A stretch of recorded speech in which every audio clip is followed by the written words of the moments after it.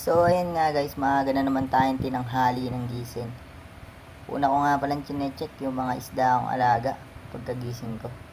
Una ko muna silang pinag-aalmusal bago ako mag-almusal. Ayan, ito nga pala sila oh. Betta fish. HMPK na beta. Meron nga rin pala akong mga binreed. At mamaya papakita ko sa inyo kung successful ba ang breeding nila. Ito naman yung mga glow tetra ko. Ayan, sila, di ba? Ang gaganda nila, oh. Ang gaganda ng kulay. Parang sagot gulaman. Ito pa, meron pa mga beta sa taas. Kakaumpisa ko nga lang palang mag-alaga niyan kasi alam mo na, wala tayong magawa sa buhay. Laging nasa bahay. Haha, joke lang. Ito pa yung isang HMPK, oh, napakaganda niyan. Pero mukhang matamlay siya. Siguro gusto niya na mag-asawa. Hindi ko kasi siya naipares dun sa isa eh. Ayan o, tingnan nyo, ganda-ganda niya. Parang cotton candy. Diba? Yan, papakainin nga pala natin sila. Magpakain na, medyo makulimlim dito sa amin, no? Malakas pa yung hangin.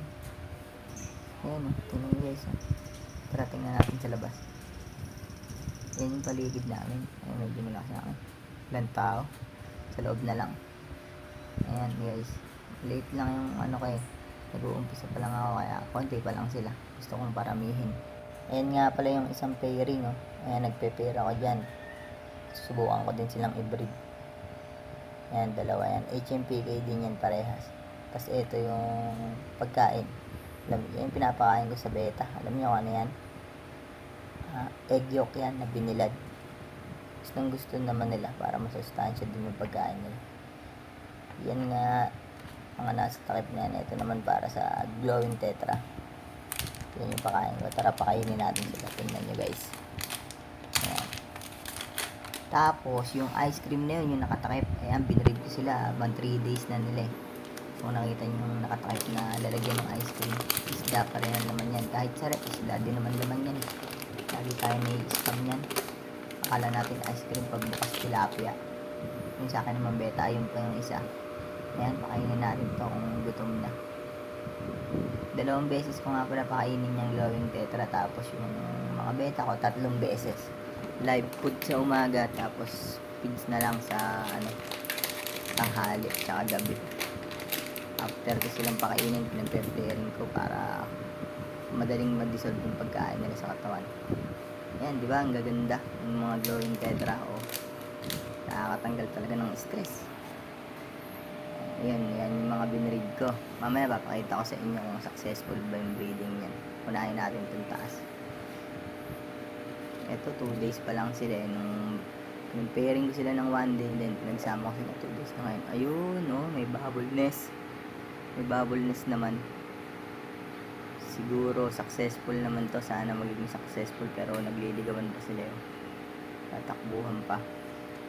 Tingnan natin itong nasa baba. Ito 3 days na to eh, simula nung pinagsama ko sila. Sana successful, makapag-breed naman tayo at makapagparami ng isda natin. And first time ko mag-breed nyan, pero may knowledge naman kahit pa paano. Ito na, tingnan natin sila kung successful yung breeding. 3 days na nila. Ayan oh, kapal din ng bubble nest. Uy! Ayan, may itlog na. Ayan, meron na silang itlog, oh. Successful yung breeding natin dito sa dalawa.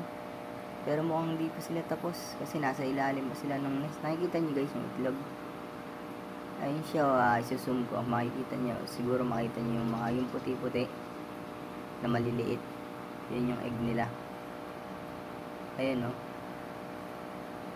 Ayan, yan. Siguro nakikita nyo, ayun, yung puti-puti na yun. Ayan o, yun, nasa may gitna yung bilog-bilog na puti. Yun yung egg ng beta fish natin.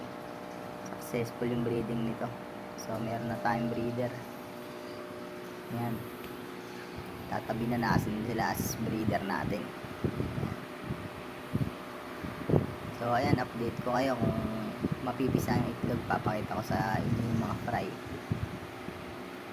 And then tawag dito, mag-suggest naman kayo ng magandang pagkain ng fry para mabilis yan lumaki. Ito, susunod natin i-breed. Gusto ko nga silang pangalanan kaso hindi ko alam. kapag dumami naman sila, makakalimutan mo yung mga pangalan. Ito, ang ganda nito. HMPA din siya. Ayan, parang candy din, kulay blue. Diba? So, ayan, hanggang dito muna tayo guys. Ito pa yung isang half mo, no? Mukhang malungkot. Soon, ibibreed din natin ngayon. Ayan, dito muna tayo guys. Salamat. Abangan nyo yung mga fry. Update ko kayo.